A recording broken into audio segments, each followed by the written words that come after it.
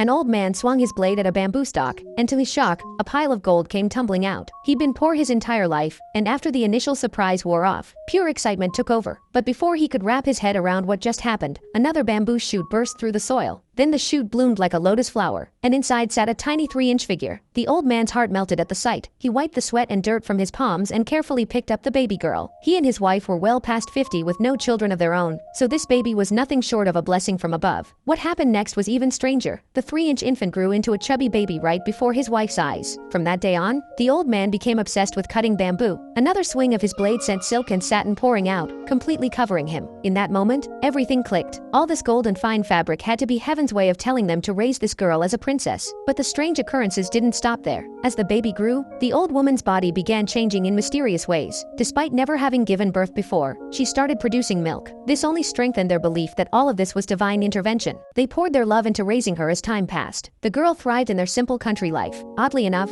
within half a day, she was already taking her first wobbly steps toward the old man. Tears welled up in his eyes at the sight. This was what true family happiness must feel like. But danger was never far away. One day, the girl stumbled upon a litter of wild piglets in the bamboo forest. When the mother boar saw a human approaching her babies, she charged with her sharp tusks bared. At the critical moment, a young boy saved her. Strangely enough, the girl had grown noticeably taller. The children sang nursery rhymes together. The little girl had never heard this song before, yet she could sing along as if she'd known it her whole life. By the end, tears were streaming down her face. Meanwhile, the old man made daily trips to the capital with his gold, building an extravagant palace for his daughter. After all, their simple mountain life didn't do justice to heaven's gift. Time flew by like a white horse galloping past a crack in the wall. The girl had grown as tall as her friend Sudamaru. That summer in the countryside carved out their most beautiful memories together. But happiness never lasts. 2 months later, the old man's palace in the capital was finished, and the family had to leave their homeland immediately. The little girl didn't even get to say goodbye to her friends before being whisked away to the city. The palace estate was far larger than their entire village had been. The old couple dressed in fine clothes, carrying themselves like nobility. But the girl couldn't adapt to this lifestyle. She still played around like the country tomboy she'd always been. To transform her into a proper princess, the old man spared no expense and hired tutors from the imperial palace. Music, chess, calligraphy, painting, etiquette, posture, subjects that should have been difficult came naturally to her. Within days, she'd surpassed her teachers. But from then on, she lost her carefree, happy life, spending every day practicing these so-called refined arts. Time passed quickly. One day, the girl got her first period. The old couple huddled together, whispering that since their daughter had come of age, it was time to discuss marriage. The old man decided to throw an elaborate coming-of-age ceremony, inviting all the nobles and officials in the capital. This would be the perfect opportunity to make the princess's reputation. Following aristocratic tradition, adult women had to pluck their eyebrows and blacken their teeth.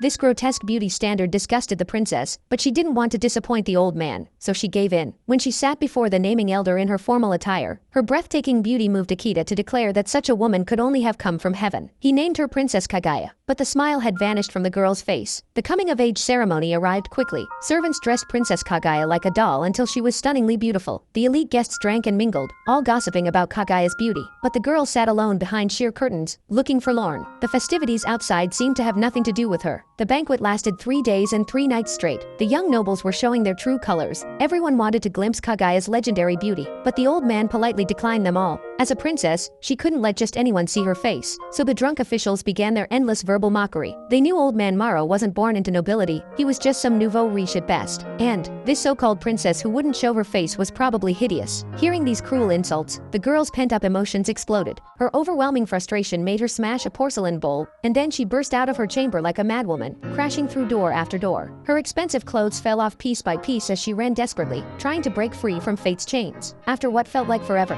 she found herself back at her childhood village, covered in dirt, but everything had changed. Strangers lived in her old home now, and the woman even mistook the disheveled girl for a beggar from afar. The mountain scenery was still healing, but her old playmates were long gone, scattered across the land trying to survive. Only then did she understand. What's lost can never be found again. Snow began falling on her way back. The girl trudged through the freezing snow with a dead heart and eventually collapsed in the white expanse. But miraculously, when she opened her eyes again, she was back in the palace wearing her fancy clothes. That broken bowl was still right in front of her. From then on, the girl gave up resisting. She resigned herself to fate, letting the maids do as they pleased. They plucked her 2,333 eyebrows, painted her face ghost white like plaster, then blackened her teeth with ink. This was how she became the Princess Kaguya everyone else wanted. All that remained was to quietly wait for noble suitors to choose her. But the girl's true identity sent chills down everyone's spine. After the coming-of-age ceremony, Princess Kaguya's fame spread throughout the capital. She became the woman every man in the land desired. The mansion's gates were mobbed. Love letters and gifts nearly filled the house. Rumors of Kaguya's beauty grew more fantastical by the day, eventually catching the attention of high ministers and princes. The proud princess had always looked down on common beauties, but after hearing Akita's praise, they rushed to Kaguya's estate to propose. 5 love letters were laid before the girl. Her teacher told her to pick one as her husband, but Kaguya hadn't even met these men. How could she agree to such an absurd arrangement? The princes knelt outside the curtains, each professing their love. The first was Prince Kuramochi,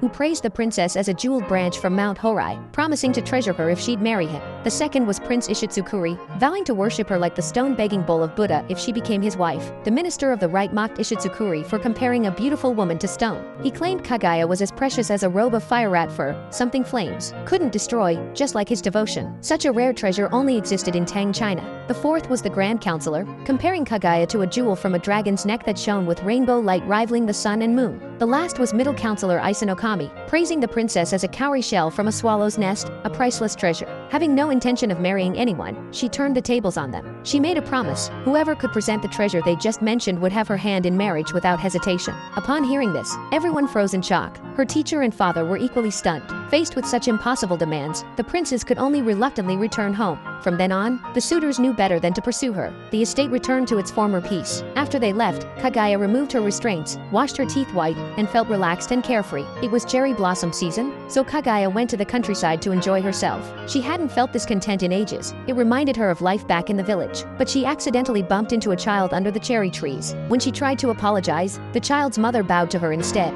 That's when she realized she'd lost her personal freedom. Fate was fate. No amount of resistance or change would help. On the way back, Kaguya ran into Sudamaru. Their eyes met, and thousands of words caught in their throats, washed away by time. Just as Sudamaru called out her name, guards knocked him to the ground. One was a noble princess, the other a chicken thief. Life sure has a cruel sense of humor. Kaguya sobbed in the carriage. She hated how time had changed everything. They could never go back. The carriage rolled away as Sudamaru collapsed unconscious in the rain. Fortunately, the following days were relatively peaceful. The girl gradually smiled again in the courtyard. But 3 years later, the old man burst into the room excitedly with news of a prince's proposal. Kaguya's brow furrowed as she awaited fate's verdict. First came Prince Kuramochi again, actually presenting a jeweled branch from Mount Horai. It gleamed brilliantly as he solemnly described his quest for the treasure. But commotion outside shattered his fantasy. Turns out the branch was a fake commission from craftsmen, and he'd stiffed them on payment. Exposed, Prince Kuramochi hurried away. Days later, the minister of the right arrived with a fire rat robe, claiming he'd personally traveled to Tang, China and spent a fortune on it. Having been deceived before, Kaguya wasn't easily convinced. She had him throw the robe into fire to test it. It burned to ashes, along with his fortune. The Grand Counselor actually kicked out his first wife and rebuilt his entire estate to match Kaguya's preferred architecture. You had to give him credit, the guy was honestly determined. He really did sail out to sea hunting for dragons, but he never slayed any dragon.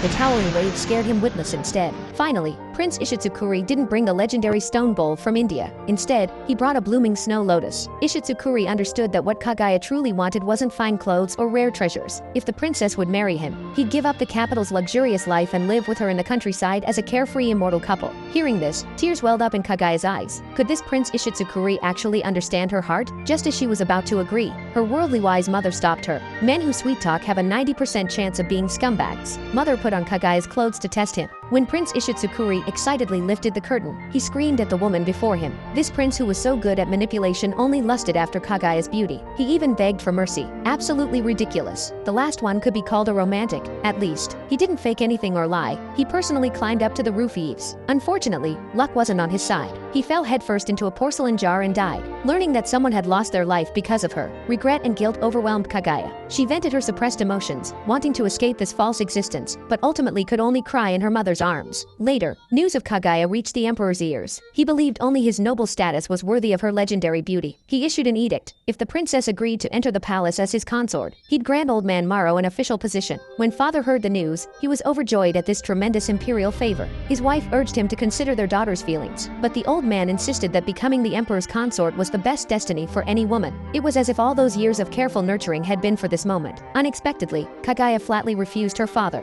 But to repay their kindness in raising her, she'd wait until father achieved his official position, then enter life to escape this mortal world. The couple stood frozen for a long time before finally declining the emperor. Surprisingly, the emperor wasn't enraged. In fact, the more Kaguya resisted, the more excited he became. No woman under heaven had ever refused the son of heaven. So the emperor set out himself. The princess's beauty mesmerized him. He actually barged into her chamber and embraced her from behind. The girl was horrified. Then something miraculous happened. Kaguya vanished into thin air. Witnessing this, the emperor became even more convinced she was a celestial maiden descended from heaven. Losing her would be his life's greatest regret. Before leaving, the emperor made a vow. He wouldn't rest until Kaguya was his. From then on, Kaguya became a different person. Full of sorrow, she couldn't sleep at night, staring at the moon and crying for hours, worrying her mother deeply. Cobwebs covered her loom. Her beloved garden fell into neglect. After the couple pressed her for a long time, their daughter finally revealed the whole truth. Kaguya had recently recovered memories of her past life. She was originally a moon fairy who'd been banished to Earth for breaking celestial law. Now her sentence was complete. On the 15th of this month, messengers would come to take her back. Kaguya threw herself into her mother's arms, sobbing uncontrollably. She didn't want to leave the mortal world, but fate had been decided and couldn't be defied. The old man looked at the daughter he'd raised with such care, his eyes blurring with tears. Just when she was about to achieve perfection by marrying into the palace, how could everything be so suddenly shattered? The girl argued that such happiness was only torture for her, but she would never forget her parents' kindness in raising her. Though she didn't want to leave the mortal world, what could she do by staying? Wrong herself and trample on father's efforts and wishes? These were all unbearable pains. With separation imminent, the family cried together. The old man remembered finding the girl as a tiny 3-inch being in his palm, changing her diapers, raising her bit by bit into adulthood. The old couple treated Kaguya as their own flesh and blood, but facing the moon messengers taking her away, they couldn't let her go. The old man wiped his tears and summoned his servants to discuss countermeasures. Mother watched her daughter grow increasingly despondent, so she prepared a carriage and sent her back to the countryside where she'd lived before. Kaguya saw Sudamaru again. He was a father now, but as they talked, they imagined what might have been if they'd ended up together. Perhaps they could have found true happiness. The boy looked at Kaguya in his arms and felt a fierce protective urge. They embraced. Sudamaru wanted to run away with Kaguya, forget the world, and live out their lives in anonymity. But in an instant, he realized it had all been an illusion, just a sweet dream, perhaps. The full moon arrived quickly. The old man had prepared to protect the princess. Over 100 archers stood ready. Suddenly, the moon blazed with light like the sun. Celestial beings stood above the clouds, arriving with drums and gongs to escort the moon maiden home. The old man immediately ordered them to shoot, but arrows turned into flower petals falling through the air mid-flight. The soldiers fell into deep sleep amid the music. The old man watched helplessly as auspicious clouds swept overhead. Kaguya drifted away from her mother as if possessed, then received the crown of the moon maiden. If she put on the celestial robe, all memories of the mortal world would be forgotten.